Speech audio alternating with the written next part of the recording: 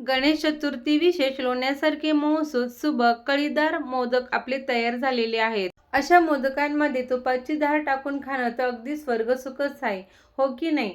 तर हे मोदक बनवताना पिठाची उकड कशी काढावी, पीठ कसे मळून घ्यावे, मोदक फाटू नये म्हणून कोणती काळजी घ्यावी, मोदकाचे सारण लुसलुशीत होण्यासाठी कोणती ट्रिक वापरावी, तसेच आपला केलेला मोदक दिवसभर मऊ आणि लुसलुशीत राहण्यासाठी काही टिप्स मी सांगितलेल्या आहेत। पारी व्यवस्थित बनवून त्याचा हातानेच मोदक असा वळायचा की त्याच्या कळ्या एकदम सुबक आणि रेखीव दिसतील आणि व्यवस्थित त्याला बंद करून एकदम रेखीव सुबक आणि कळीदार मोदक आपला तयार होतो। तर याचा फुल व्हिडिओ हा आपल्या चॅनलवर अपलोड केलेला आहे। वरती असलेल्या त्रिकोणी बटनमध्ये जाऊन दिलेल्या लिंकवर क्लिक करा आणि फुल व्हिडिओ बघा।